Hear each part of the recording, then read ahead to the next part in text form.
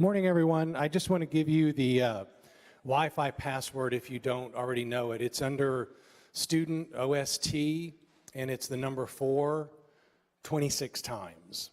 So that's the password for the Wi-Fi if you have your tablet, phone, or iPad. And we're going to get started in a couple minutes, but just wanted to give you an update. I'm going to introduce John, who most of you know, to give you an update on some prize money that we have added over the past couple of weeks, and the total that we have this year, which far surpasses what we had last year.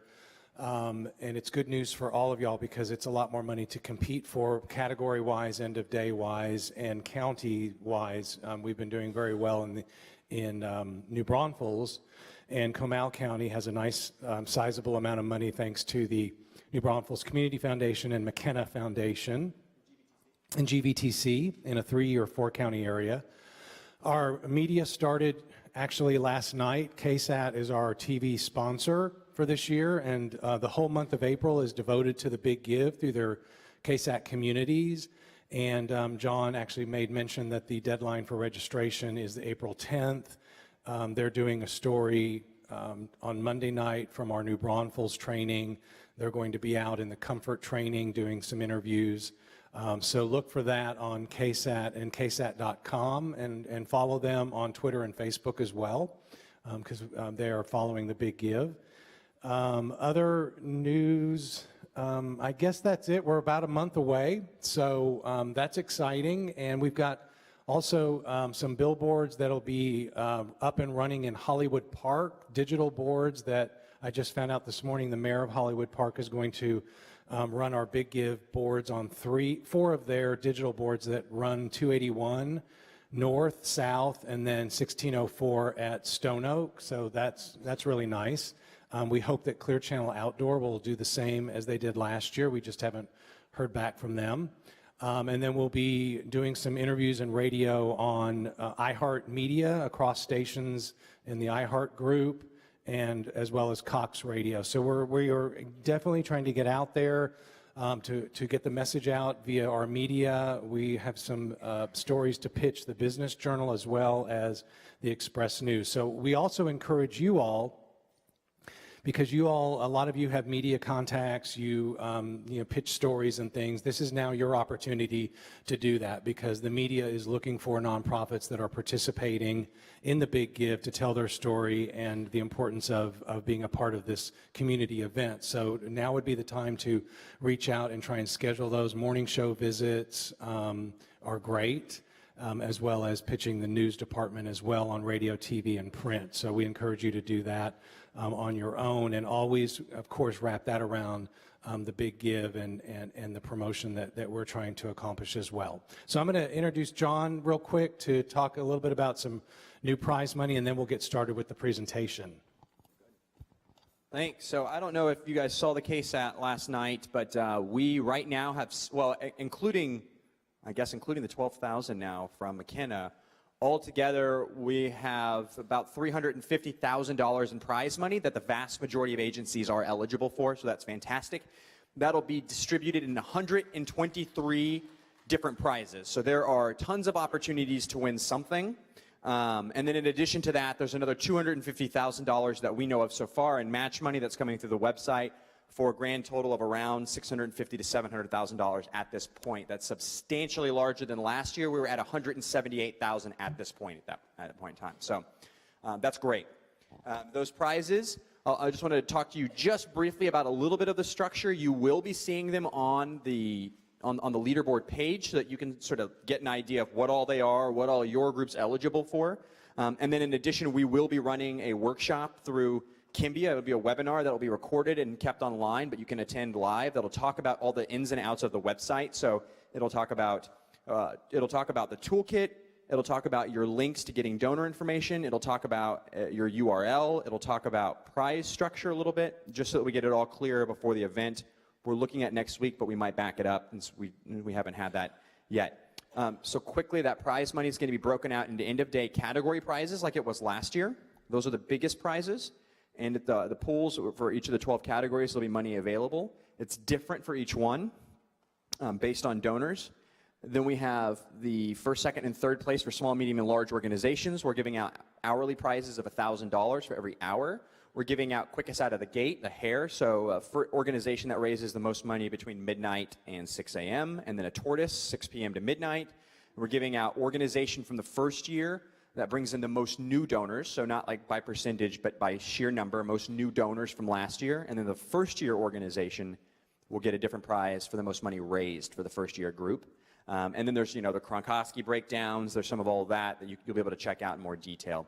So that's really it. And then the other big update is that we're at 770 nonprofits as of this morning. So if there's anybody you know that's not involved and you want them involved, let's make a push for 800 at this point. And I think we're getting close to hitting it. It makes us the biggest Give Local participant across the country, which is fantastic. So it's great that we're able to represent South Central Texas so strongly and really sort of show that there's a really strong nonprofit community here that's thriving. So thank you guys for your time. I hope you have enjoy the great presentation. If you have questions and the speaker doesn't have an opportunity to get to them, I'll be using the hashtag BGemail in the back. I'll be answering questions through Twitter. I'll be tracking that as well. So if you have any questions, any comments that you want to put out, just send them that direction. Thanks. All right, well, we'll get started. I would like to introduce our presenter today. She conducted a workshop in New Braunfels a couple of weeks, seems longer, but I think it was a couple of weeks ago, and very well received. We had 70 nonprofits from Comal and Guadalupe County that really got a lot out of the presentation, so we wanted to make sure that if she was available to come back here to San Antonio. And we will be sending a link out, right, John, after this workshop to a survey, so that you guys can give us input, feedback. We'll also share that with Debbie. We've shared that with all the presenters so they know kind of what your thoughts were. And obviously for next year, we want to make sure that we continue to provide you good trainings and listen to your feedback, because this is all about you and for your support. So I'd like to introduce Debbie Fitzenmeyer for the workshop this morning. Hi, am I turned on? Am I on? I think I'm on. Good morning. Is my mic on? I think it's on. Yeah. How are y'all doing this morning? I guess it's not really morning. It's kind of afternoon. Feels like morning. It's that fog from does anybody else have allergies today? Oh. So if I sound a little out of breath, that's why.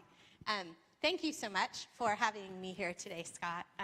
Supporting nonprofits is a passion of mine. I wanted to start just by introducing myself. My name is Debbie Fitzenmeyer. I have some different ways to contact me up here. You can see my phone number, my email, and my Twitter handle. I actually run several businesses. My core business is a boutique public relations firm. I work with a very small group of organizations, both profit and nonprofit, helping them with their public relations activities. And then I run my own nonprofit. So I actually am sitting in your shoes as well. It's called the San Antonio Youth Code Jam. And it's a series of events where we try to inspire kids to pursue programming, both at home and at school and as a career. So I have a little bit of understanding. The San Antonio Youth Code Jam, I want to tell you a little bit about it, not to promote it, but to kind of explain why I'm such a big fan of email marketing. How many of you right now are using email marketing? Okay, I'm gonna ask that question. It's most of you. That's awesome. Let me ask that question a little bit differently. How many of you are communicating via email messages about your organization?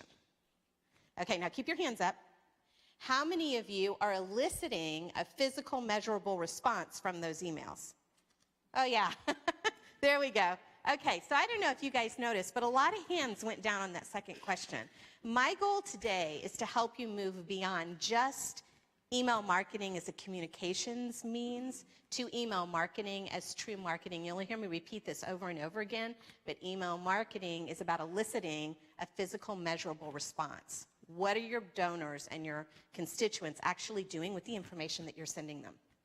So San Antonio Youth Code Jam is fueled entirely by email marketing. It's 3 years old. We've doubled in size every year. Last year we had 300 kids and their parents and another 110 volunteers participate in a 4-hour event. And it sells out literally. I send out an email about a month before we I send out email about a month before the event saying that registration is open. And last year it sold out. It's a free event, but all the tickets were gone by morning in 12 hours. And we had a wait list. And I've replicated this with clients, right, in terms of building this sort of sense of you better have that physical measurable response because you may not get in, right? And we're going to talk about some of the things that we do to do that. So the first thing I want you to do is I really want you to stop thinking about communication and email as its own little entity. I want you to think about engagement. Because at the end of the day, that's what we're really talking about. It used to be, we all said, oh, word of mouth, right? That's how we get our message across. Really, it's more than just word of mouth. It's really about creating this dynamic relationship with those people who care about your mission. It's about enabling a conversation rather than promoting who you are and what you do. So think about that a minute. It's about enabling a conversation rather than simply telling people who you are and what you do. And it's out of that process that you begin to see that physical measurable response. And it's really exciting when it starts to come in. It's really exciting. I have a client, it's a nonprofit, and we took their education program. I said it was a nonprofit already. They have a very robust nonprofit education program. And they used to send out brochures to everybody and have them sign up. It was an entirely manual process. This was about 8 years ago. The people would call in and they'd give them their credit cards or they'd mail in a check, and everything was manually done. And this was actually my introduction to Constant Contact. Everything I talk about today is not necessarily, it's not specifically related to Constant Contact. We're going to be talking about things that, regardless of what platform you're using, will work. All right, that's important for you to know. But I am an authorized local expert for Constant Contact. And they called on me because I was using it successfully. So we had taken this long list and we converted it all over to email. They were averaging about 30 people at their workshops, and now they're averaging 70 with a wait list over the course of several years. And we saved over $10,000 because, you know, mail is really expensive, really expensive. But we're also getting people engaged. We've highlighted who our kind of repeat customers are, and we send them better offers, and we give them the tools that they need to share the message for us. This is kind of an interesting statistic. I think that most people think that most of their, well, in the nonprofit world, it's a little bit different. You kind of know your donors are sort of repeat donors, right? They're already existing donors for you. But it's actually as high as 90% of your people, whether they're clients or donors, are recurring clients and donors. They're already existing. 9% of them come from word of mouth, and only 1% of them are new. It's really interesting to me because in the old marketing paradigm, okay, I see some of you who maybe are as old as I am, maybe. In the old marketing paradigm, we used to spend a lot of money finding that 1%, right? It was all about finding the new customer, converting them to a paying donor, client, whatever, and then maybe the little bit of money that was left, we kept on keeping them. But the advent of social media tools and opportunities for people to engage with you that are very low cost, many of them are free, have flipped that funnel completely upside down. So now, and it makes sense, right? Because why would I spend all my money, especially in a nonprofit where my dollars are, you know, zero or close to zero? Why would I spend it on that 1%, right? So now with tools, very affordably, we can spend our resources, and really it's not just money, it's also about your time. I don't know about you. How many of you are very small nonprofits? Yeah, there we go. So you're like me as a small business, right? I wear every single hat in the house.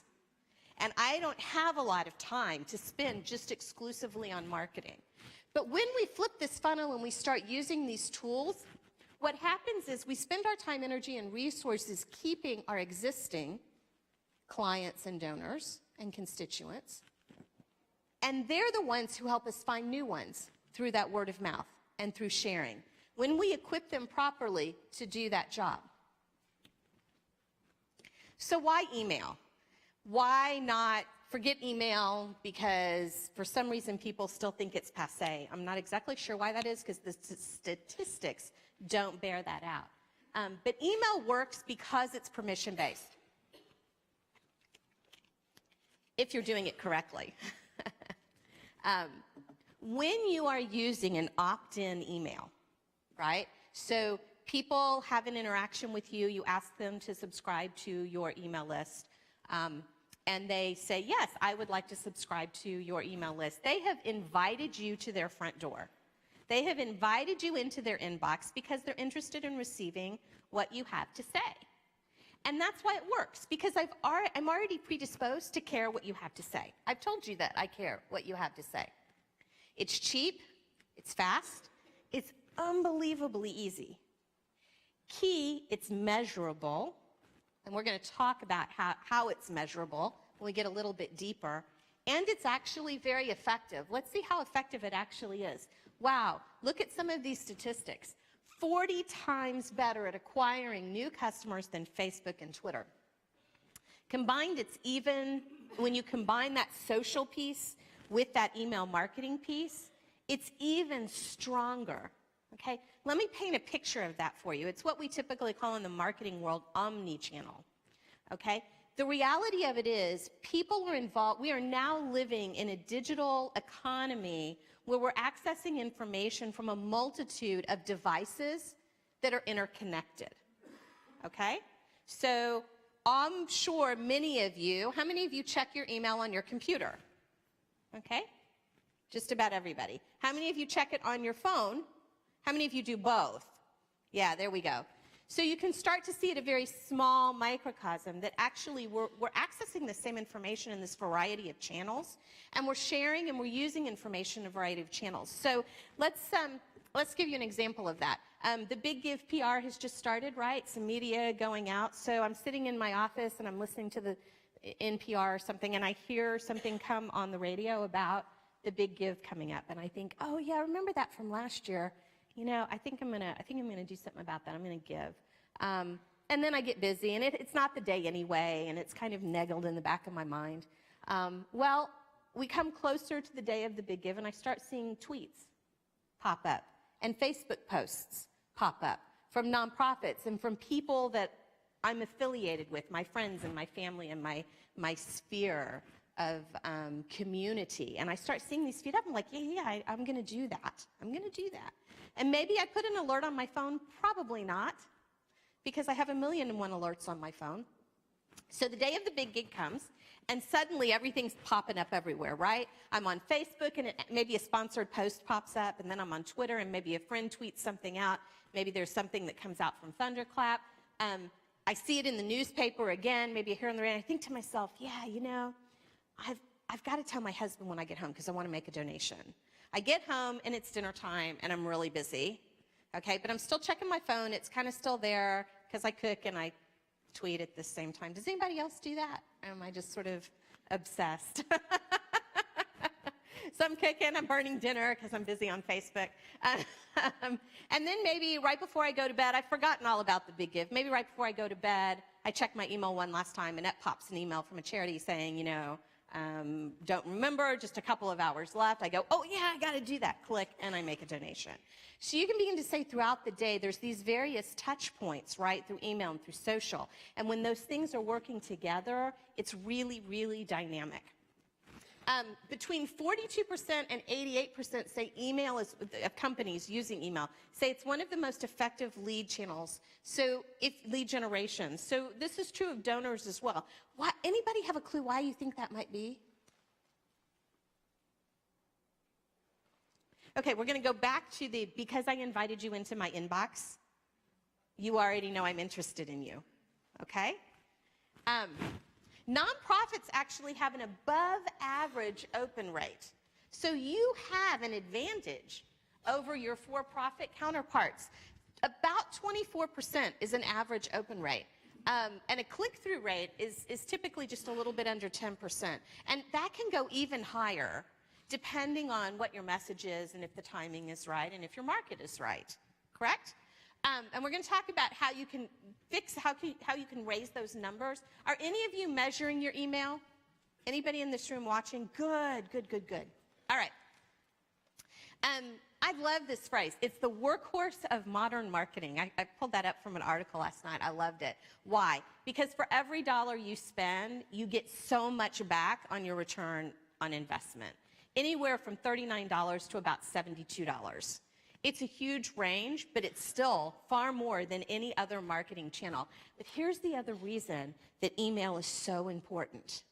Because if you're strictly using social media, and you're not including email in that mix, you don't own any of that data of the people who are following you or retweeting you or whatever it might be, okay? If Facebook goes down, let's say you have 5,000 fans on Facebook. If Facebook goes down, what happens to those 5,000 people? If you haven't captured their information, it's gone like that. And it's happened to people before. Your email list is the only thing you own. So don't put all of your eggs in the social media basket and exclude email marketing because you don't have time. Because the minute that stuff is gone, you're out of luck. Okay? You don't have a way to communicate with people. It asks and reminds. That's kind of what I was saying about the omni-channel example. You know, in PR, in media relations, I have this phrase I tell my clients. Because sometimes it can be kind of hard to measure the impact of media relations. We don't have hard dollars. We're not seeding links that people can go. It's hard to measure in terms of real bottom line income. Donations. It's easy to measure in terms of how many people read it, how many impressions were made, how big was the article, what does that equivalent, what's the equivalent in dollars. I just totally lost myself in that phrase. Just totally lost myself. The phrase that I use in media relations. The job of media relations is to predispose people to give when they are asked. So all of this media relations that's going out for Big Give is predisposing people to give when they're asked. But you got to make the ask. If there's no ask, there's no follow-up. And email is great at doing that. Does this surprise you? How many of you in the morning, okay, now you got to be honest with me. How many of you in the morning pick up your smartphone and check your email before you get out of bed? Yeah. I love it because over the years that I've done this workshop, more and more people raise their hands. Like, I think a couple of years ago, maybe one person besides me raised their hand. That's how I start my day, is by email. It is the #1 smartphone activity. And that just keeps increasing.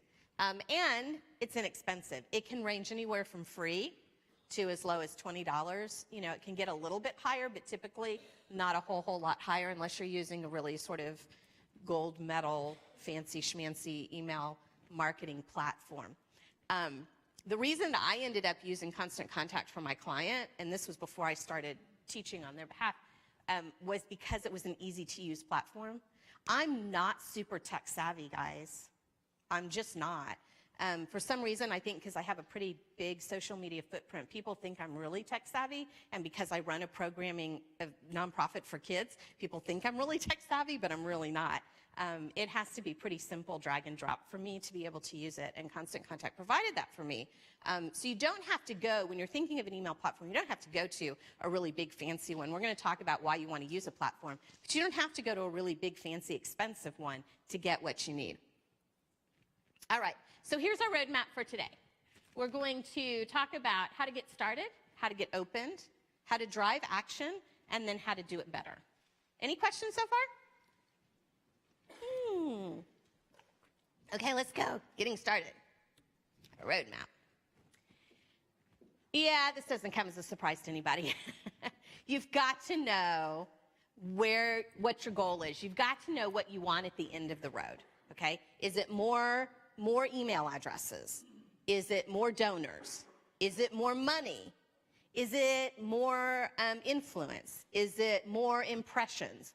What is your goal at the end of the day? For the Big Give, that's pretty easy, right? It's donor dollars. For those of you, though, that maybe, I think sometimes it's challenging because you think, oh, I'm never going to raise as much as one of these really huge, big nonprofits with hundreds of thousands of people who already donate to them. It can still be a phenomenal way to raise awareness for your organization that then you can leverage through email to increase those donations. So this is a really great event because it's all about awareness raising and fundraising. It's very cool. So you have to know what your goal is so that you can write that down on a piece of paper and you can come up with whatever your objectives are to meet that goal. What are the tools we're going to use? What are the tactics that we're going to use to get there? And then you can just start where you are. The biggest question that I get from people is, I don't want to do email marketing because I only have 5 people on my list. Well, I started with 5 people, and they were all my family and friends. Like, that's all the family and friends I have in the world. No, not really. The ones that I thought were interested. I started with 5 people for San Antonio Youth Code Jam. I grew it to about 15 people after my first email. And then it just kept growing and growing and growing and growing. And now I get on average 5 to 10 new emails into my account every week and I don't do anything except some of the social stuff and sending out the emails notifying people what we're doing and having a website where people can sign up. It just starts to grow organically. So don't look at your list and go, it's not worth it. It is. When you're using the right tools, when you move from communication to marketing, it's well worth it regardless of how many names you have on your list. You want to start where your influencers are, okay? If you see somebody tweeting about you, then you know that's a platform that you want to be on. You want to know who that person is, and you want to see if you can grab their email address and have a conversation with them, right? And continue that conversation with them. So how many of you know where your audience is, where your donors are? How many of you know, are they on Facebook, Twitter, LinkedIn? Nobody's really sure. Okay, so it's not hard to start monitoring that. There's a plethora of social media tools, and I think you guys have, where's Scott? There you are.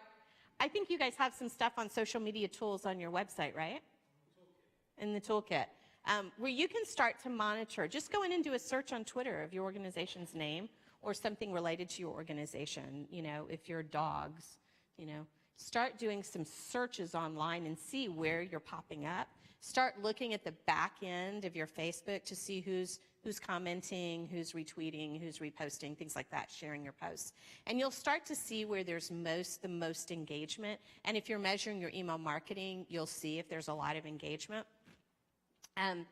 Because really at the end of the day, so here's the important thing about influencers. As a nonprofit, you have people who are passionate about what you do. Am I right? Far more than brands will ever do.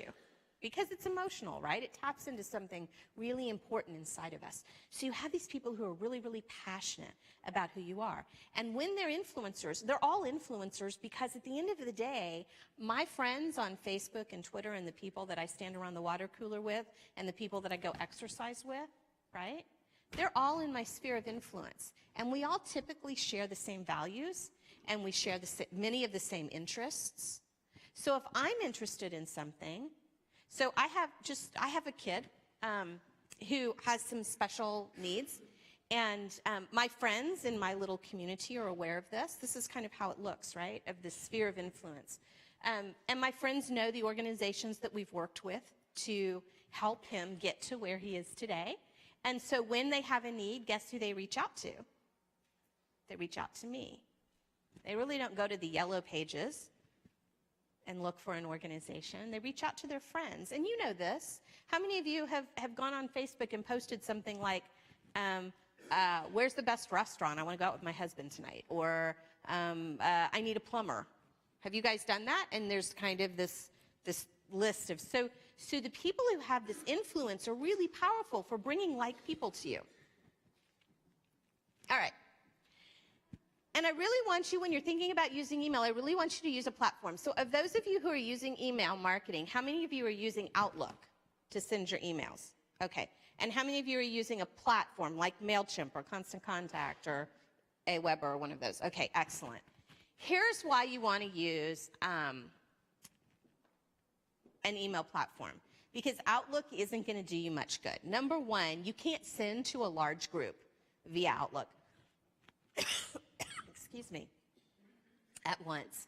You can only send, 20 or so emails at one time, and you can only send it every so often, and it gets really clunky. But more importantly, you don't know what people are doing with those emails. You can't tell if they've opened it. You can't tell if they've clicked on anything in it. You don't know anything about what's going on. And we all know that it's important to know what's working because we don't have time to do the things that aren't working. So in my opinion, Outlook is not going to be useful as you're ramping up your efforts. All right. Here are the keys to winning an email. Number one, keep it simple. How many of you in this group, when we're done today, how many of you want to get a really long email from me? Wow. Nobody raised their hand? Really? How many of you want to get a really long email from anybody else in this organization? Yeah. Nobody cares. It's not that they don't care. It's that nobody has time for it. Now, I will take a long email from, maybe my faith community. I'll take a long email from my kid's school. But that's pretty much about it. I want everything else in bite-sized chunks. We have, in this day and age, social media has fueled this thing called popcorn brain. Have you heard of this? Popcorn brain, which is the idea that we really have no attention span left anymore, right? So you got to catch me fast. You want to make it consistent. That means your branding. You want to make sure your logos are on there. You want to make sure that the voice is the same voice that you're using in your other communications. The colors are the same. And there's some really phenomenal tools that you can use to match colors and things like that. I can share some of those with you if you're interested. Just ask me after class. But you want to make sure that your emails are not only consistent in the look, but also consistent in when you send it out. So if you tell people you're going to sign up for my list, or you're going to get an email once a month, then make sure you send it out once a month. And if you send it out once a month, it's really good to send it out on the same day and kind of the same time, because then people start to expect it. And that consistency will help you raise some of those values. Make sure you have an ask with a very clear call to action. That kind of goes without asking. And you want to make it really, really, really easy to give. I'm going to show you some examples of what that'll look like. You want to make it as personal as you can, and that may be as simple as when you're using, you can't do this in Outlook so much unless you send each individual email, but in most platforms you have your fields, right? You have first name, last name, just like a mail merge in Word, and you can merge in the person's first name. So, dear Debbie, today is the big give, and here's what we're doing, and here's why we think you should support us. The more personal you make it, the better. People, we now kind of expect that. We now expect that it's kind of, I don't know if it's good or bad, actually. But, if I go online and I'm looking for a pair of shoes for something, and then I'm on my Facebook wall, and that same shoe that I was looking at keeps popping up, right? Or in the ads when I'm looking. I mean, we've kind of come to expect that organizations will follow our likes and interests and what we want. So we want to know that it's personal. It's personal. Because it's about building relationships. Nonprofits, anyway, are typically in the industry of building relationships. And so this is just an extension of that. You want to make sure that it's mobile friendly. I'm not intentionally avoiding this way. It's just this is a little bumpy here, and I don't want to fall and break my neck because that would be the end of the workshop. Approximately between 51 and 52%, I see both statistics, are opening your emails on their mobile devices. So you want to make sure, what does that mean? Well, it means one column. Back in the old days, when email marketing was just getting started, 2 columns was really cool because we wanted to kind of look like a print newsletter. Like it was cool if you opened it on your desktop and it looked like a print newsletter. That's no longer the case. We want big type, and we want it in one column. And we want it very clean, simple, and easy. And actually, for those of you that have websites, you want to make sure that your websites are mobile friendly now, because Google is going to start penalizing websites that are not mobile friendly in their search.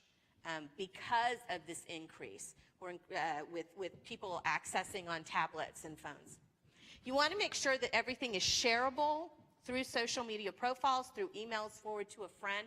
We're going to talk about some of those tools. And you want to make sure that you do the follow-up, because there's nothing worse than signing up for an email from an organization that you really want to hear from, and then you never hear from them. Yes? Instead of making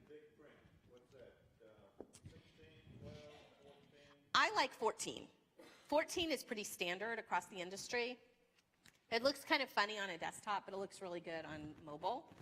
Now, as devices are getting bigger, like I noticed, I just got the iPhone 6, and I noticed the email type is a little bit bigger on that than it was in my, and people can adjust the typeface, but the size on their phones, but most people just use the default, and 14 tends to be pretty good on any device, even the small ones. All right. Really key is getting it opened. It's kind of like if a tree falls in the forest and nobody's around to hear it. Did it really fall, or did it really make a noise? If you send out an email and nobody opens it, did you really send out an email? So, I know I did. I don't care what the universe says. So the key to getting you open, remember what I said? Email marketing is about getting the right message to the right person at the right time. That comes down to what we call segmenting. Segmenting your email list is really, really important. How many of you in your emails have segmented lists? Oh, good for you guys. So people are, I think it's sort of intuitive, right? You know, if you have donors in one group and you have clients in another group, and that may not be how you choose to divide it up. It may be, we have, at one client, we have all of our people who come to our educational workshops in one group. We have people who are attending other types of events, and then we segment out those workshops, right? If it's a particular kind of workshop, we have a separate list for that. This is really important because now if you have something specific, you can send it out to that person. You know you're hitting the right person, and that's going to get your emails opened more. The thing is, how many of you have lists that are not segmented? Okay, don't worry about it. It's okay. You can segment them. Don't let that be a barrier to get started. It's not really hard to segment them because you can always go back. So I actually walked through this with a client. Somebody got into the back end of their email platform and completely merged all of the segmented lists. Yeah, that was an exciting day when I opened that up. And I saw, and it's a fairly large list. I want to say it's got probably 6,000 names on it. And they were all merged into every list. Every list had everybody in it. I don't even know how it happened or who did it, and I don't even want to know. So we had one big mess. Our lists were no longer segmented. So what did we do? Well, we sent out an email that said, we want to make sure we're getting the right information to you. Please check which email list you would like to subscribe to. And then they went to a landing page and they could check off which email list they wanted to subscribe to.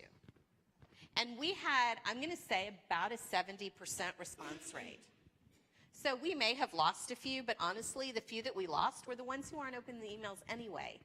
So it really doesn't matter, okay? Not a hard thing to do at all, just to go and say, we're updating our list, check which ones you want to be a part of. And I think people appreciate that you only want to send them relevant communications. If they don't want you to ask them for money, then you shouldn't be sending them a donor ask, you know? And I think somehow we think, well, because somebody, this happened with another client, somebody thinks in the organization, typically the fundraiser, thinks that because all of these people have had a touch point with the organization, that we can make an ask of them. We can ask them to donate. I want you to know they sent out an email to everybody on their list asking them to donate, and I want to say we had probably a 1 or 2% unsubscribe rate. I've lost those people forever because I can't add them back in. If they were interested in some other part of the organization, like education, I've lost them, they're gone. So this is why the relevant piece of it is really, really important. Segmenting your list. Okay. But the number one reason that people open an email is who it's from. Don't you want to get an email from this guy? I found the creepiest picture next to a zombie that I could find, and I'm not sure, he may be creepier than a zombie. Who it's from really makes a difference. That's the number one thing. Okay, so think about it. This is what I really want to encourage you to do. Going forward after today, I want you to analyze yourself. Think about when you're opening emails. Which emails do you open?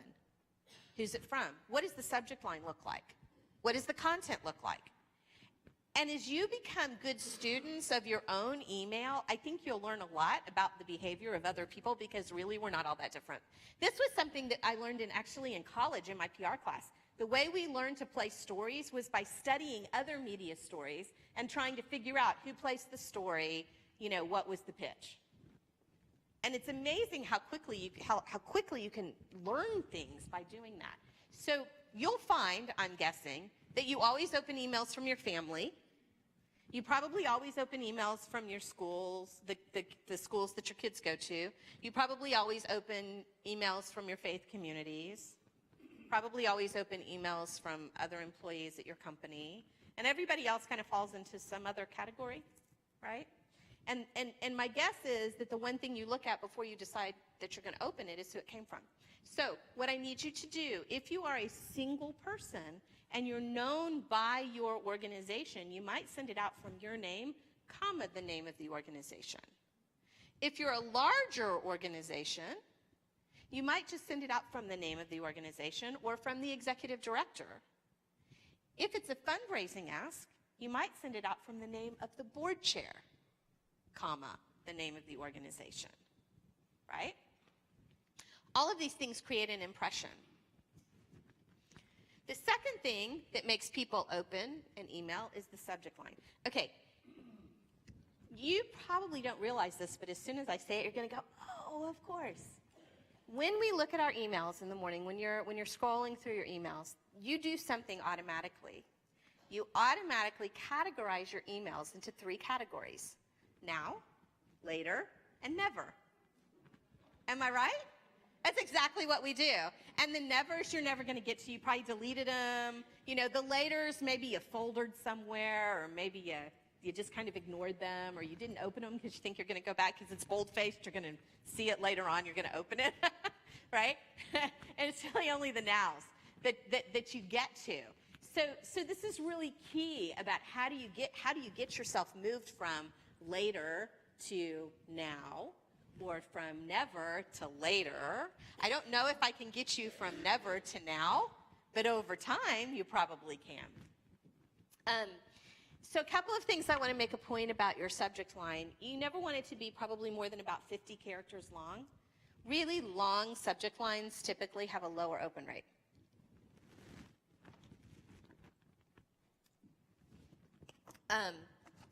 Also, subject lines, there's been a lot of hype about personalizing subject lines. Debbie, colon, or Debbie, comma, today's the big give. Actually, there's some studies that show that personalized subject lines get opened less. I think because we kind of assume they're spam.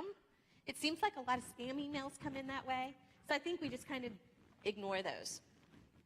And then I would encourage you to write your subject line, and we're going to talk more in depth about subject lines in a minute, but I want you to write your subject lines after you write your content.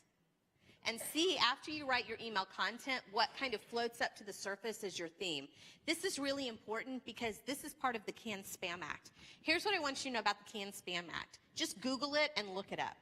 It is not complicated. It's very simple to understand, unlike most governmental acts. It's, just a series of 12 or so items that you have to do. You have to have a street address or a P.O. box on all of your emails. It's required by law. It has to come from the person that it says it's coming from, and it has to have a subject line that matches the content. It has to be opt-in. So technically it has to be somebody you have a business relationship with. So this is kind of really important that you follow the CAN-SPAM Acts, and it's not hard to follow. But that's why you want to read your content and see what floats up to the surface. Yeah. CAN, C-A-N, SPAM, S-P-A-M. CAN-SPAM Act. I always felt sorry for Spam, like the food, because that kind of gave them a really, I don't know that they had a really great reputation before that, but it really made it bad after that. But here's an example of that. So before I started the San Antonio Youth Code Jam, I had a blog here in San Antonio called San Antonio Busy Kids. And I grew that blog over time through email marketing. And what I would do is I would send out every week the top 5 things to do with your kids in and around San Antonio. Useful, if you've got kids. But I would look through my content and I'd see if I could come up with a theme, and then I'd come up with a headline, a subject line out of that. So if everything in the theme was nature related, I would probably pull that and put something like that in the subject line to get more opens, and it seemed to work more than weekly newsletters. So here's how you do it. It's called the 222 rule. People take 2 seconds to decide if they're going to open your email. You need to tell them why they need to open the email today, and you need to put it as close to the first 2 words as possible. You got that? 2 seconds, today, get it? As close to the first two words as possible. So let's look at what some of those look like. Okay. March newsletter. Anybody going to open that exciting email? Probably not. But look at this one. Tomorrow, need 3 hammers. Can you help? This is kind of an interesting thing because what you see how we let people know about the timeline, why they need to open it today. But there's actually some research that shows questions have a higher open rate. Here's another example. Pet news. 5 ways to keep your dog safe in cold winter. Cold winters. So actually I need to switch that now. It was cold last time I gave this workshop. Now I need to switch it to the hot summer. People like numbers. I don't know why. I think we've sort of been drawn in by the list. Did somebody have their hand raised over here? And I missed it? Okay. We like numbers. We like how-to. We tend to open how-tos. How to save money, how to donate, how to, learn about whatever. I haven't seen any studies that break out which one is better, but here's an idea. And this is something, this is a takeaway. Test things, right? So we're going to talk a little bit about A/B testing. If you want to see which one, and I haven't tried it, I haven't tried this particular A/B test yet, but divide your list into half, equal halves, and send out one that says 5 and send out another one that uses the number, and see which one has higher open rates. Right? That's the benefit of using an email platform, is because you can actually look at the reporting in the back end and see what works better. Okay, here's another example. Upcoming classes. How about free registration for this month's play therapy workshop? Okay, free, that's good. I would not use it a whole lot, but it's okay on occasion if it's relevant to what you're doing. Free shipping or whatever it might be. It's interesting because scarcity is also a good tactic to use in your subject line, right? The fear of losing out. So there's some research that seems to indicate that. I have not found that to be the case. Where I find it to be the case is if you have free dollar signs or upper and lower, like there has to be other things in the subject line, and I wouldn't overuse it. I wouldn't overuse it. But that has not been my experience where I don't get open rates. Scarcity. That's right, Wes, scarcity. So let's say you're holding some kind of a workshop and you want to promote it to your audience, and you've sent out the email, and maybe you have 10, 15 seats left that you want to fill. You can send out another email with the same subject line or, still spaces or whatever. But if you say only 10 seats left, now people start to think like, oh my gosh, if I don't sign up, I'm going to miss out. And they tend to have a better response rate when you use verbiage like that. Just make sure it's true, because here's the thing about email marketing. If you lie to me once, you have lost my trust, and you are now always a never. I had an organization, it was a shoe company when I was blogging, and they sent me an email that said the name of the shoe company helps during hurricane, whatever the name of the hurricane was. Well, I'm a former Red Crosser, so that was of interest to me, right? Disaster relief, I'm always interested. What are organizations doing to help disaster victims?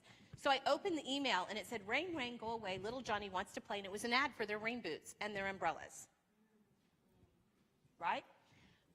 Never again would I ever write about them. I won't open their emails. I actually called their corporate headquarters. I was so upset. I didn't get very far, but you don't ever want to lie. Other types of, another example, donate today. How about only a few hours left if you made your gift? Again, now you've combined scarcity with a question, And you've personalized it by using the word you without using their name. I don't think I do. Debbie, have you made your gift? That would bother me in an email subject line. Like, I don't know why that would bother me. So here are some things to think about. These are some things that work in subject lines. Questions, how to, scarcity, we've talked about those. Announcements, new, introducing, those are all good words to use. People like new announcements. Numbers, we talked about that. The curiosity factor and surprise. But here's what I'm going to say about curiosity and surprise. Those can be really hard and those can fall flat. So, for example, 9 out of 10 San Antonians are completely wrong about this fact. If you can write a headline like that, great, go for it. Subject line like that, great, go for it. But just be careful, and particularly if you're trying to use humor. What Elvis can teach you about taking care of your kids? If you're going to try and be funny, run it by a few people and make sure it's actually funny. Just saying. All right. Know when to send it. Remember, right message to the right person at the right time. So this is another example of A/B testing.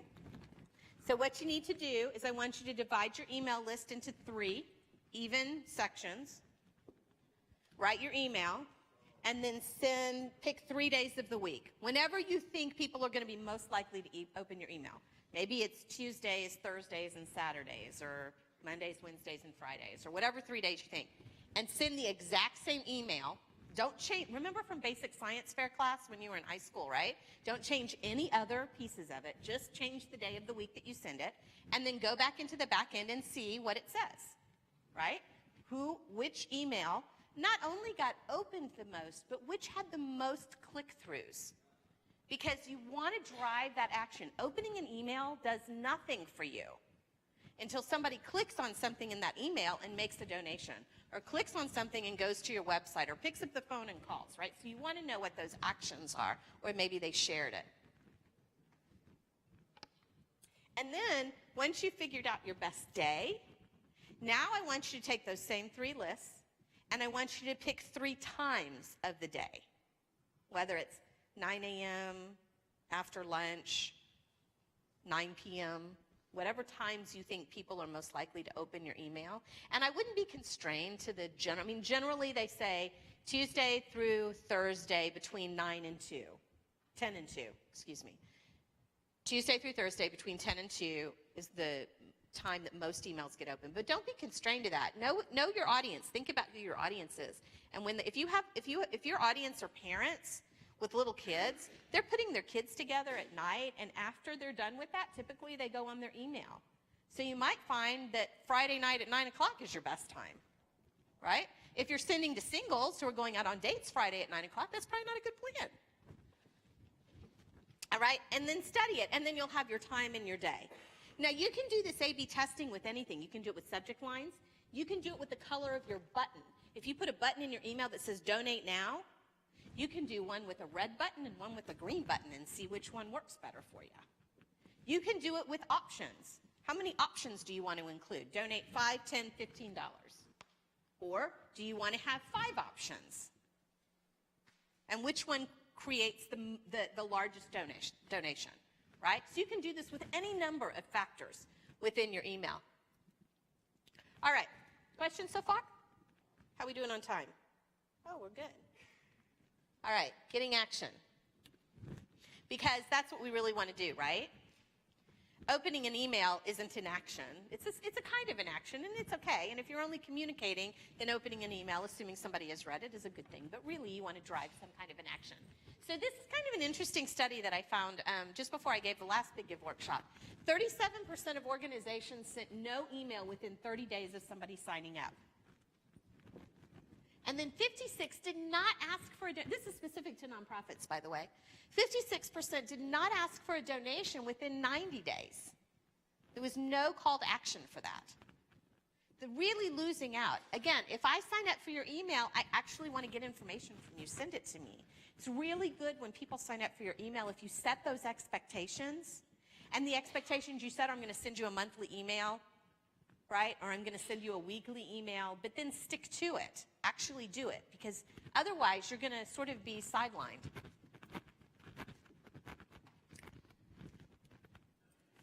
Oh, you know what? I want to tell you a minute about that donation. So I would be careful about providing too many options. There was a study done that I'm thinking of, and there's some studies that show.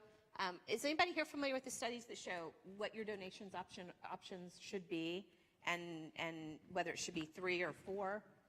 There's some studies out there, and I haven't looked at them in a really long time, but as I recall, organizations that provided 4 options, people tended to donate less than if they had 3. Don't quote me on this. Don't use this as anything. Go look it up yourself, because it's been a long time, and things may have changed. But it seems to me like when there were 3 options, people always picked the middle option. And so the higher the middle option was, the better your donations came in. I see some heads nodding. Does that sound about right?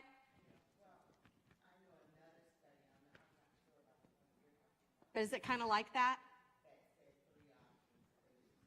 Yeah. So you want to know what that is. And I don't know of any I don't know if there's been any studies that have been done on one option. Be kind of an interesting thing to do, right? Give somebody a dollar amount, donate $40 now, versus 3 options, and see what happens.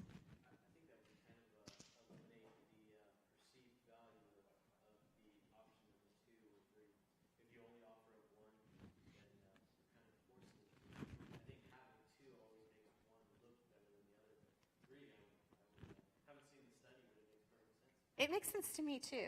Well, I'll tell you one study that I'm aware of. It was actually a test study that we did with a floral. It's a floral, so there's not really but they sent out a Mother's Day email, and kind of the same idea. You would think if they had more choices, I would want a choice of what bouquet I wanted to send my mom.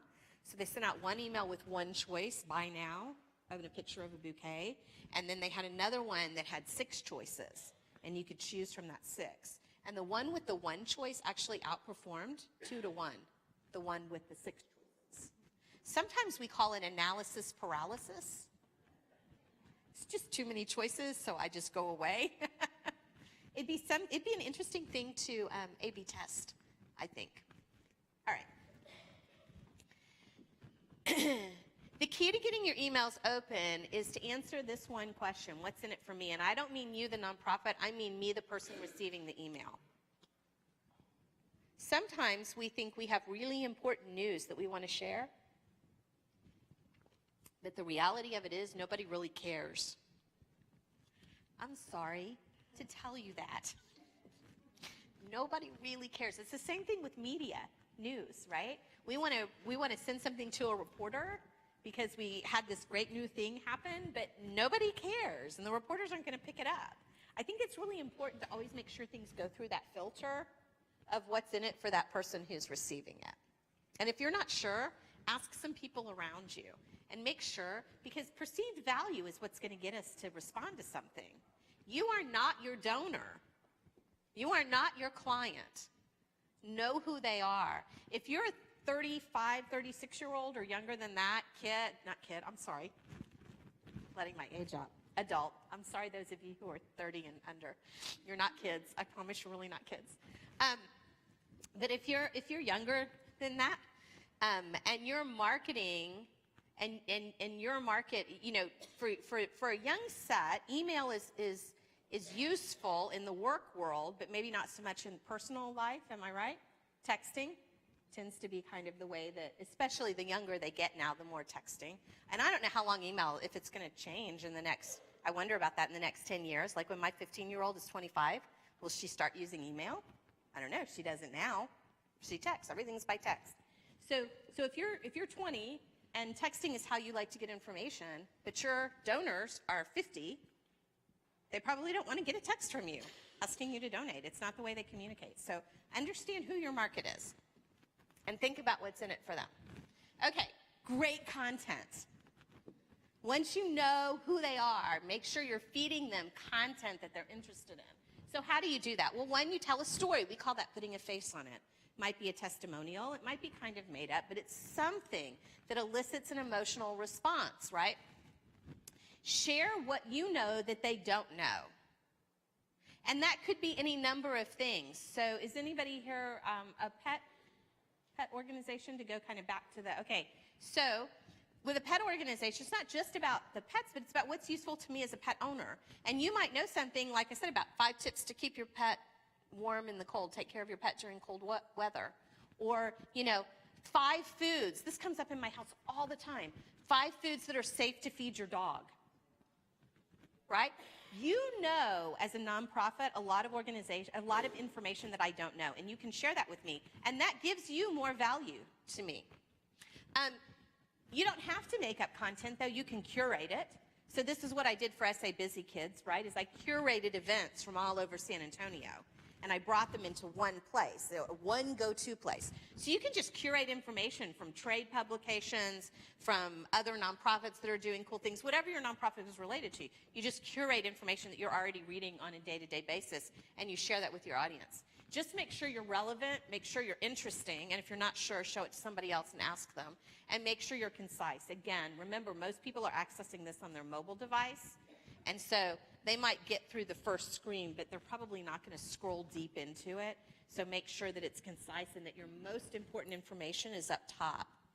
This is kind of what we do in journalism. It's an upside down triangle when we write in journalism, right? We put the most important information at the top and the least important information at the bottom, because in traditional media, reporters will cut from the bottom up, right? That's how they edit their stories.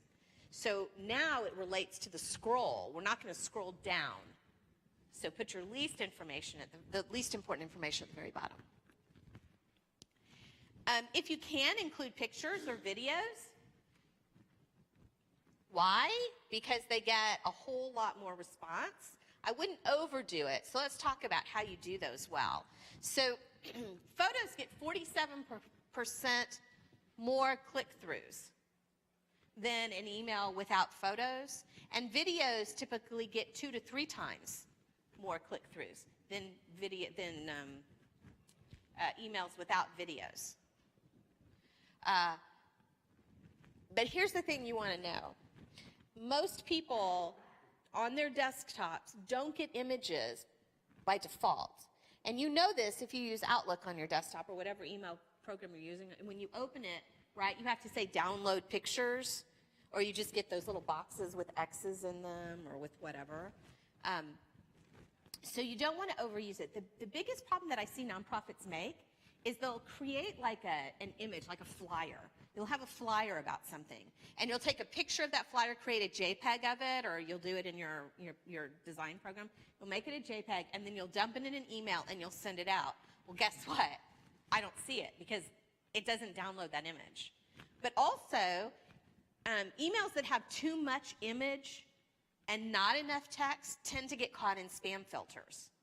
This is one of the things that email platforms do really well, is typically they provide you with templates that keep that text to photo ratio within the limits of the ISPs that are receiving those emails, so they don't get blocked, right? So you want to make sure that you have both, and you want to make sure that if the picture doesn't load, that I can still know the content of your email, the important part. You want to make sure that all of your images are clickable. We are now in a time when we think we can click on anything and it'll take us somewhere cool. So make sure your images are clickable to a relevant site, a relevant page, landing page. Remember, people are accessing them on mobile. So if you're going to use an image or a video and you embed it into your email, test it on a mobile device before you send it out to everybody. Because sometimes if the pictures don't scale, it'll run off, right? If it's not a mobile responsive design, half the picture will run off, or sometimes it runs below the fold. So just make sure that your pictures are loading correctly when you send it on email. And that's pretty easy to do. Because so many people are accessing emails on their phone, you want to make sure that you use a single column. We don't really like 2 columns anymore in our emails. Text is too small, typically. Have a very clear call to action, preferably above the fold. Do you know what I mean when above the scroll, above the fold? Do you know what I mean when I say that? Before somebody has to scroll down. It's an old newspaper term. Make sure you're very clear and concise in what you're trying to communicate. You can see here, just one message is really all you need in an email. Just one main message. Don't try and put so much in there that people have to weed through to get to what they're interested in. And I've had people say to me, well, but if I put more information in there, then people are going to find something that's relevant to them. I'm going to tell you that's backwards. What you need to do is have your segmented lists. You need to know what's relevant to what market, and you need to send them that one message. Okay? You want to make sure that you add a forward to a friend button so that people can share your emails out once they get them. And most email platforms will let you do that. It's just a drag and drop interface. You just can drag in a forward to a friend button or click a button, it'll add it automatically. And that way, that way people can forward that email to somebody, because like-minded people tend to congregate together, right? There's an influence. So they forward it to their friends. The other thing that you want to make sure you include is a subscribe button. And most people forget this because they think, oh, well, I'm already sending it to people who have subscribed, so why would I add a subscribe button? It's for this reason. So, and this is how I say Busy Kids email list grew, right? Because somebody would get the email about 5 things to do with your friends. They'd forward it to somebody, and then that person could subscribe. So that's a way to grow your list. And then you want to make sure that you're getting social, because there's something magic that happens when you combine social and email together.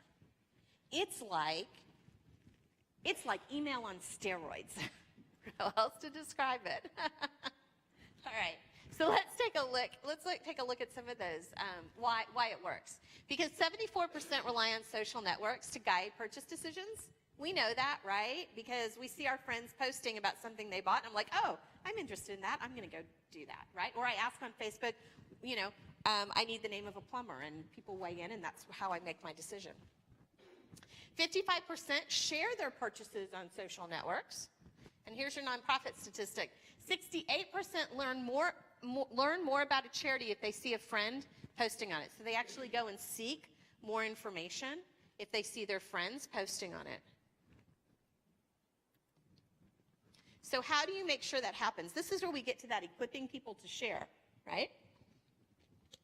Equipping your influencers to help you find that new 1%. So make sure you always include a social share bar at the top of your emails. Most email platforms will let you do this. Outlook will not. A social share bar goes at the top of your email, and if I receive your email and I click on it, it shares to that profile. So, for example, if I click on Facebook, it's going to post your newsletter to my Facebook wall. Or if I click on Twitter, it's going to share your email to my Twitter. And then other people see it who are following me, and then they can respond and click on it and see your email. So it's a really great way to equip people to share what they're interested in through those networks. Everybody get that? Okay. Here's the other. You also want to make sure that you're linking to your social profiles in your email. So you want to make sure that in your email you have a Facebook icon, and you have a Twitter icon, and you have a LinkedIn icon, or whatever profiles you're on, so that if people want to connect to you, because we really want to determine now as a society, we really want to determine how we want to connect with people. I don't want you to tell me how to communicate with you. I want to tell you how I want you to communicate with me. So if you give me these options, now I can connect with you on my profile of choice. So now you have this really dynamic back and forth. Everybody understand the difference between a social share bar and this? Awesome. All right. And then you also want to make sure that when you do send out something via email, that you have an opportunity to share that to your audiences. So on a platform, typically, you will have a link that links to your email that you just created. And you can share that within the backend. And I'm sorry, I don't know how it looks in other backends, but in Constant Contact, it's a social sharing little window like this. And I click on Simple Share, and it has already, I preloaded it with my Facebook profile and my LinkedIn profile and my Twitter profile. And then it automatically generates the link, and then I can tell it to send. As soon as that email goes out, it automatically posts. Because you really, as much as you can automate, the better it is for you, right? So I find this to be really useful, because then if I post it to my wall, people can share it. Or if I post it to Twitter, people can retweet it. And now my message gets spread further. Any questions about that? Yeah.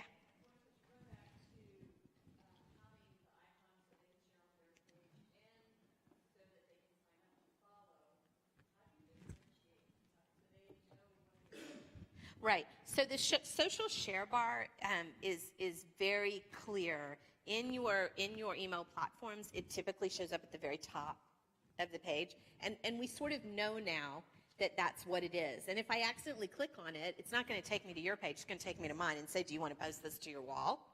Right? But that almost always shows up at the very top of the page. And then the social icons I typically put at the bottom, the ones that connect to my social profiles, right? Well, that connect to the organization's profiles. I put those at the bottom. And typically they're a little bigger. And if I click on it, it'll take me to the organization's profile. That's how they're distinguished. And the social share bar has a pretty distinct look.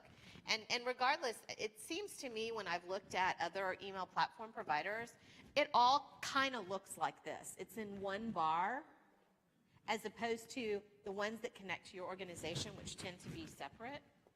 So it's a particular look, and it's something that we're getting more and more used to doing. And your influencers will do this. And if you're using a back end, you can see who forwarded, who shared what you're doing, right? And now, if you're watching it carefully, because it'll have a little thing, who shared, and you can click on it, and it'll show you everybody who shared it. You can move those into a segmented list, and you can call them your influencers, or, whatever you want to call them. You can call them anything you want. But now you know who's really going to share and who's really engaged, and maybe you send them a slightly different email that really relates to that really relates to them at a different level. You had a question.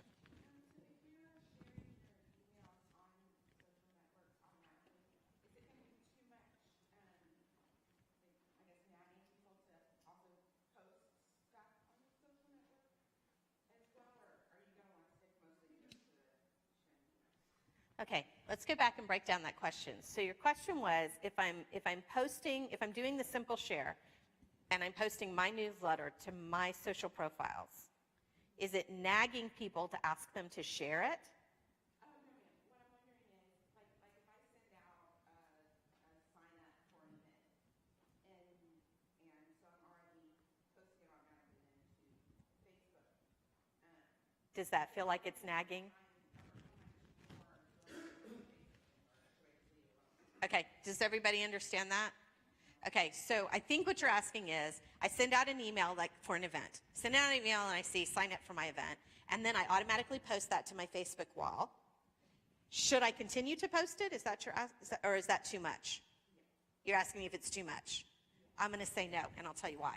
Because people want to connect with you with where they want to connect with you. And people, I don't know about you, but sometimes I get emails and I think I'm going to get to that and I never do, and it just gets buried in my inbox down somewhere around the 700 level, and I never see it again. But if I see it on Facebook, that might cause me to respond. There's something very interesting about our brains. Okay, now I'm going to get really nerdy on you. Huh? Oh, I get really nerdy on you. So the thing about our brains is we have short-term memory and we have long-term memory, right? And the more often that something is repeated into our short-term memory, the more it works its way into our long-term memory. And the older you get, the more important, I hear some laughs. You know where I'm going with that, right? It's much harder to retain stuff that you only see once. You kind of got to have it repeated over and over the older you are for it to work its way into something that I'm going to actually remember to do. So actually, I would send out an email for an event. I would create a Facebook event, and I would share it that way. I would post it to my wall, and then I'd probably repost it a few times after that. And because I don't think, I might not send multiple emails because that would feel like too much. I might send one email and then I might send another email saying, last day to RSVP or 5 seats left or whatever it might be. But I find from my own experience that if I posted on social networks, people who didn't open my email because it got buried down somewhere in their, email inbox of 10,000 emails, they actually respond to it on Facebook because it's like, oh yeah, I got to go find that.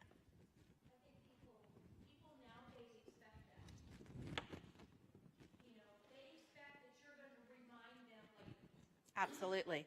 It's part of that popcorn brain. I have had people tell me, oh yes, I saw that about your event, but you're going to post it again, right?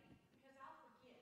Mm-hmm. So people nowadays, they just expect to see it. Emails, Twitter, and and the way I look at it is that if somebody does not want to see that reposted, I'm not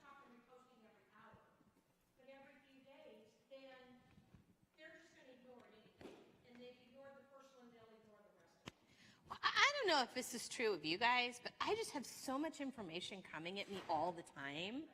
It's hard for me to keep all those balls up in the air. So those reminders are helpful. All right. So how do we get better? You have the basics now. How do you take it to the next step? How are we doing on time? Good. Okay, so remember we talked about eliciting a physical measurable response? Because if you're not measuring, you're not marketing. If you're not measuring, you're not marketing. You got to know what's going on.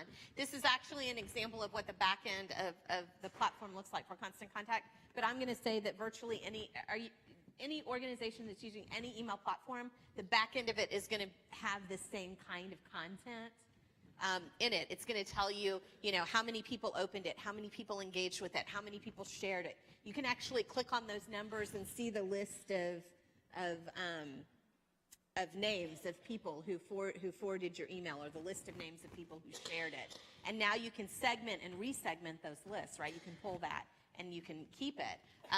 You can also see how many people are bouncing. This concept of list hygiene is really kind of important for your emails. If you're getting a lot of bounces, you really need to go back and look at those bounces and try to determine why they're bouncing. So for example, it might just be a typo. So it might be, instead of satx.rr.com, which we all know, or let's say gmail.com, right? Everybody knows gmail.com is spelled gmail.com. I hope you all know that. So if you go and you look at your bounces and you see somebody put it in as gmail.com,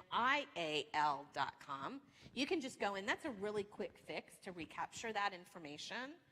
If it's going to, for example, a .gov, that .gov is probably, nothing gets through a .gov filter, almost nothing.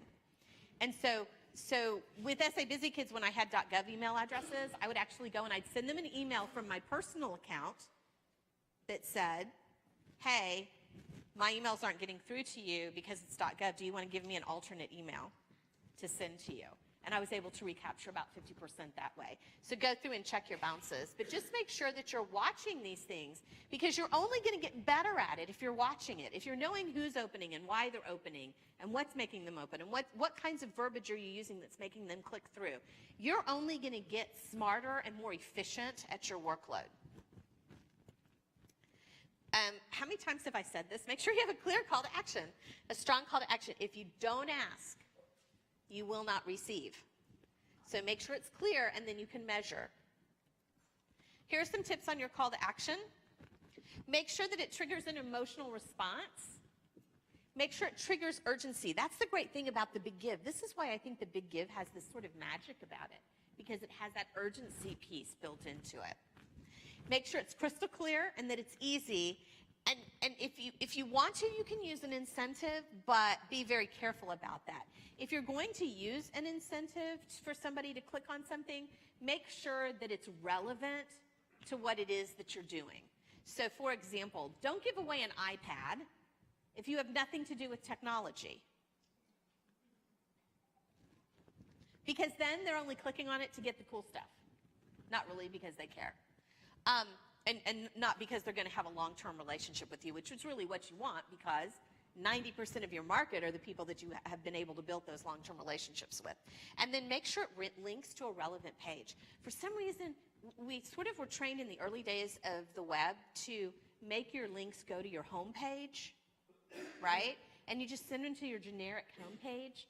I don't encourage that, because that's probably not a relevant page, unless it's a generic email. Let's look at a couple of relevant pages. These are just two that I pulled from online, and I'll tell you why I like them. So this is Site Savers. Number one, I love that you're doing something amazing. Why? Because it automatically makes me feel good about myself, and I haven't even given to them yet, right? This is called a conversion page or a landing page. The goal is, when somebody clicks on that link, to actually get them to do something on that page. So if I'm writing an email and I'm asking people to donate, I don't want to send them to my home page. I want to send them to this page where they can donate right away. I remember getting an email from, I think it was Bed Bath & Beyond, or one of those bath and body places.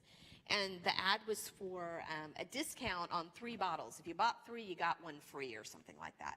And I clicked on it, and those 3 bottles were pictured, right? And I thought, that's cool, I want that. I clicked on it, and it took me to their homepage where it had all of their products listed, which did me absolutely no good because I wasn't going to spend 5 minutes on their site looking for that particular promotion. So make sure it's relevant. This is why it's really important if you're sending out an email to test it to somebody. Send it out to somebody and let them test it and make sure that it goes through to the right places, that it's easy for them to use. I like this. You want to make sure you didn't see the email behind this, but the branding of the email looked very much like this, right? So it's consistent from email to landing page. That helps build trust, actually. And there's no babbling. Gets right to the point. It gives me an option to give monthly or to give once, and it tells me how that money is used. There's not a lot of other content. Is there anything on there really about their mission? Not a whole lot, except for this little section over here. Support people who are blind and visually impaired, but it doesn't give me a long list of how they're doing that. Very clean, easy, and simple. Here's another one. No, because everybody loves charity water. I raise more money than, I don't know. You can see here, I like it because the ask is above the fold, right? I don't have to scroll down to get to it. I like that I think the page automatically defaults to $40, but I can change that if I want. And then it's real easy for me to choose to make it recurring, or if I just, and then this is an opt-in, right? Send me awesome emails. That's their opt-in, because just because I donate to you doesn't mean I want to get emails from you. Just because I buy something from you doesn't mean I want to get emails from you. Just because I send my kid to your organization to get help doesn't mean I want to get emails from you. Let me opt in and let me choose to do that. It's very transparent. It's very clear what's going on. And if you click through, you can't see this, but if you click through, it only asks for the information that they need. When you're asking people to donate, and also when you're asking people to sign up for your email list, don't ask for more information than you need, because people don't want to give it to you. They may want to give you their first name. They may be willing to give you their last name. They're willing to give you their email address. Do you really need any more information? Don't ask for their birthday unless you have a real reason for asking for a birthday, like you're going to send them a birthday gift, but make sure they know why. If you don't need it, don't ask for it.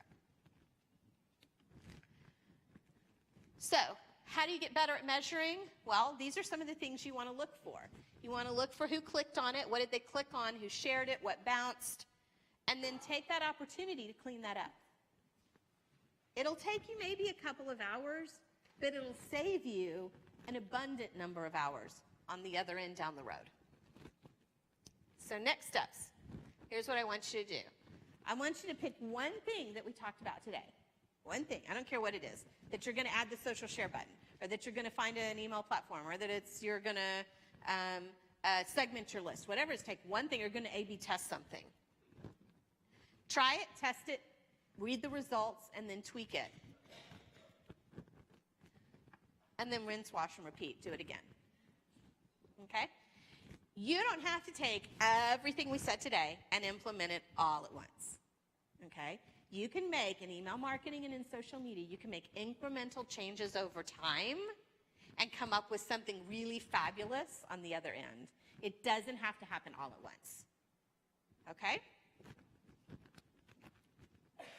And because we're marketing, I would encourage you, if you're not already using a platform, to give Constant Contact a try. There's paper, either you got a piece or it's on one of the, if you didn't have it. On the back side, you can see it gives you an opportunity. The great thing about Constant Contact is it's month to month with no contract. So if you go in, and there's a big discount for nonprofits who prepay for 6 months or a year out. But it's month to month, so if you don't like it, you can just give out of it. But what you're really paying for, it's like $20 a month for a small list. There's this customer support network where you can get help. I see Scott. Both Scott and I have been on the phone with customer support. I'm guessing 10 o'clock at night, saying, I'm trying to get this email out and something's not working, fix it for me. And they're like, okay, and they fix it. To me, that's what I'm paying for, and that's really important. It's a 100% money-back guarantee in 30 days, so there you have it. There's the link, and I think I put the link on that page as well. And I'll put it up here in just a second. And because it's the big give, and this is what I offered the group in New Braunfels as well, if you sign up today, you give me your paperwork, I walk out of it, a website match template is one that matches your website. So we'll actually look at your website, we'll look at your social profiles, and we'll create a template for you so that all you have to do is go in and add content so that you can get ramped up really quickly. I'll upload your list. I'll send you a free guide to designing a great email, and then you'll also get 30 minutes on the phone with me. That's been really fun with the nonprofits that I've worked with, is spending that 30 minutes. I've had so much fun learning about them, but really walking them through the back end of the product so they can see how to use it. There's the link again. Does anybody have any questions? Yes?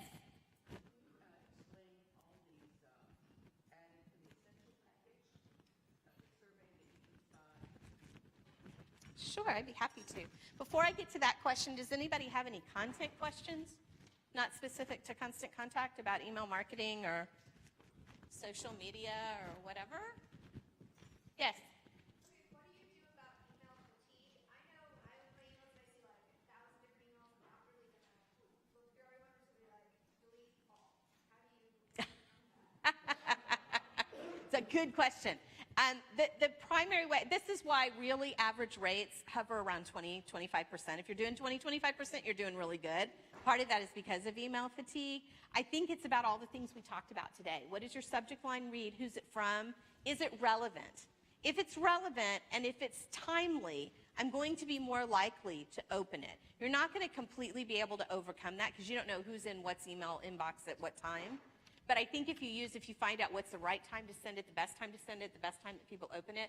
Like I find sometimes the best time to send something is like at 7 in the morning because I know people are going to look at their email first thing. But for other clients, that's not the case. For other clients, it's 9 o'clock on a Friday night. And so it's about that looking at that back end and seeing what's working for you the best. No, if you put information on the back, bring them up here. Don't leave them sitting out, please. Yes? Have a list of people, of emails that I want to reach out, but they have not opted in. Okay, good question. Did you guys hear that question? What if I have a list of people that have not opted in? Okay, I have a list of people I want to send an email out to, but they have not opted in. So it is technically against CAN-SPAM for you to drop those into a platform and send out from there. And in fact, when you go into import a list, it will say, I have permission to email these people. So here's what you do. You send them an email from Outlook, from your account, okay? And if you can do it one at a time, that's the best. I don't know how large your list is. 5,000 names. That's a lot of names. That's a lot of names. Okay, so that's a challenge. I'll tell you how I would do it, but you didn't hear it from me. I would import that list one time only, right? And I would send them one email asking them to opt in, and then I would delete everybody else out. I would put all of those names. I'd create another list, and you can call it new email, or you can segment it however you want, and send it out, and then they can check. But here's the thing. If you send out to people who didn't opt in, then you're going to have a problem of spam, people marking you as spam. And if you have too many people marking you as spam, any email platform is going to shut you down. So I don't know how, I would want to find out like how you derived that list. Where did those names come? There's a kind of a complicated question. Where did those names come from? I would never do a bot list. Don't even buy an email list. Don't even think about it. Most of those emails are bad anyway. So I wouldn't do a bot email list. If they have an existing business relationship with you, I would probably segment those out by who they are and try and send to them directly. But even if you have to, I don't know, depending on how you got them, if it's a list, let's say it's a list of, let's say you want to mail to all the churches, or let's say you want to mail to all the doctors. And so you go to some doctors association and you download their list of members. So these are people who have never heard from you before. I would not put that into Constant Contact, okay? If you have an existing relationship with them because they've bought something or they've engaged with you in some way, then you can put those in because that existing relationship sort of circumvents the CAN-SPAM Act. Does that make sense?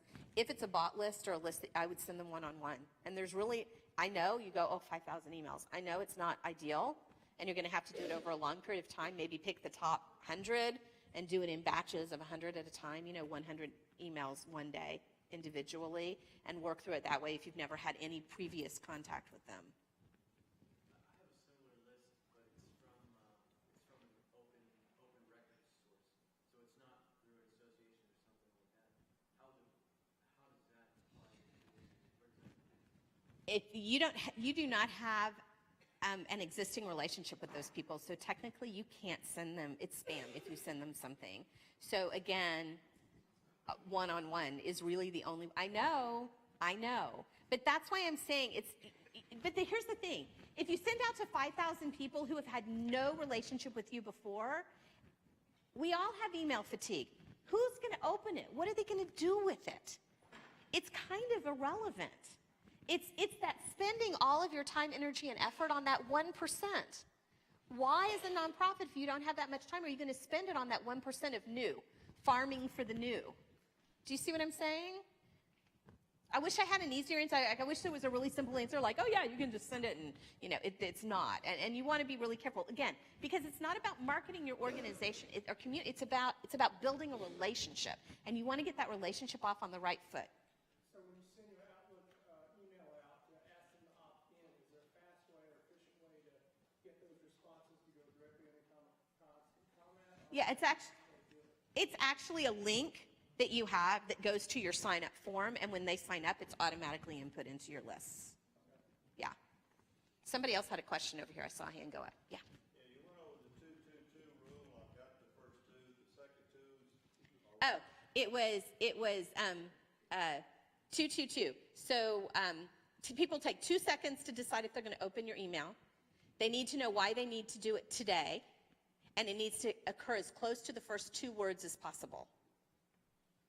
So the reason they need to open it today has to be as close to the first 2 words as possible. So, for example, only 10 seats left. You wouldn't, sign up for workshop on. You wouldn't put, registration now open for workshop dash only 10 seats left. You want to put it as close to the first 2 words as possible. Were there hands over here? Okay, who else had a hand up? Okay, who asked me about this? Where are you? There you are. Okay. So you wanted to know what the difference was between what? Oh, the basic and essential toolkit. So basic is strictly email marketing. If you're never going to hold an event, or you're never going to do a survey, or you're never going to post to your social networks, then you just need the email marketing, like a Facebook campaign. Toolkit, though, is often more affordable if you're going to do any of those things, particularly if you're holding events.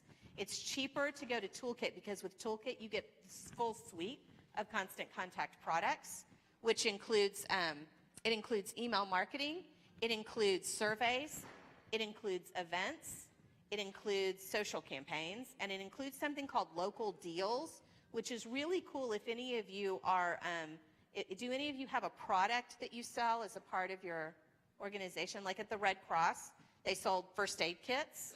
So a local deal is kind of like a Groupon, but your rate of return is so much higher because you get to set the parameters for that. And it's designed to increase sharing, which will bring you new customers into the door. So local deals is kind of cool if you're selling a product. Does that make sense? It's just a full suite of products. Can you upgrade? You can. Yes.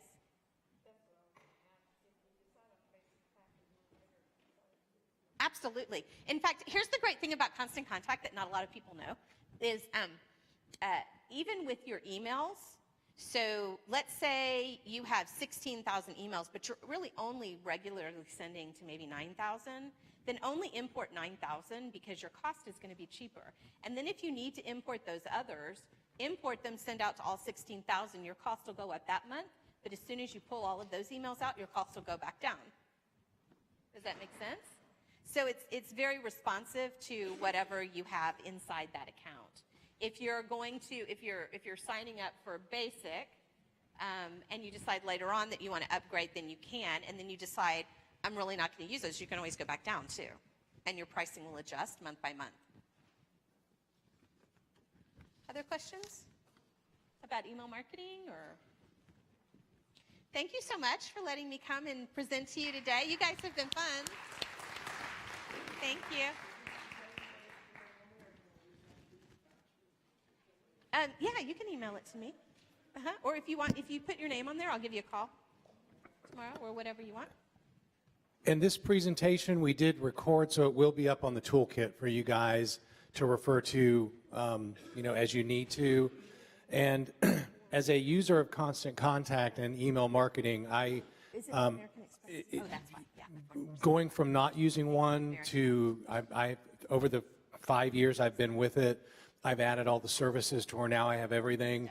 It has saved me hours of time every day. And with this event, the Big Give, there's no way that we could communicate with you, 800 nonprofits, without using that platform. And it allows me to segment our participating nonprofits by county, so I can email directly to the nonprofits in the Hill Country if we're doing a training out there, and not email y'all, because I know it's just I'm not selling it, but I'm just saying, look at your time, look at the cost that you have invested in doing all of these things, and then check out a marketing platform, because I really think that's it has helped us as a single employee of the council. It has helped me manage our e-employment alert, our weekly newsletter, the emails that come out through here. The templates are great.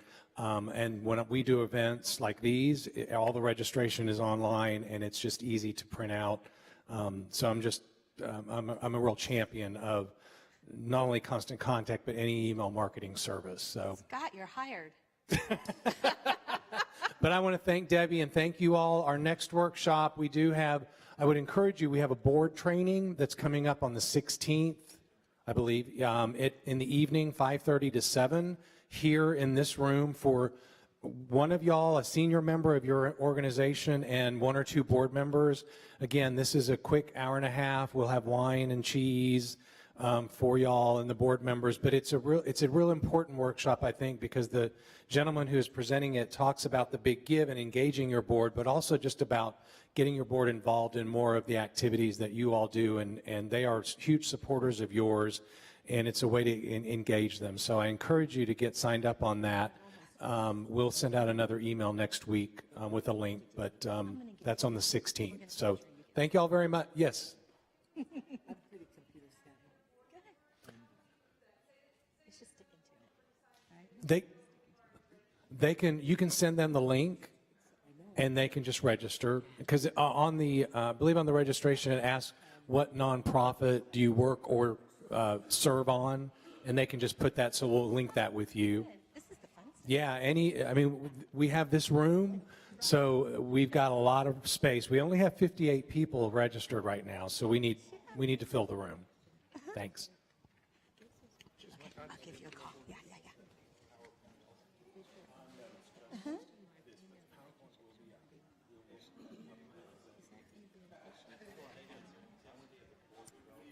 No, so you mean in terms of who you're sending it for, sending it out to? So, right. You may want to turn your mic off. Oh, yes, I do. Thank you. No, I just forgot it was on. But nobody wants to hear me talk anymore.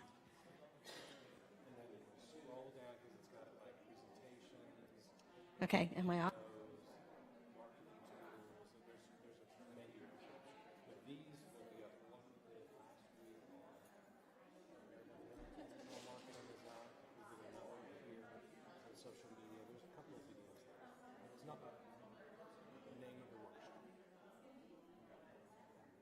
And then this one will be the same. It'll be, I forget the title, it's email marketing for success.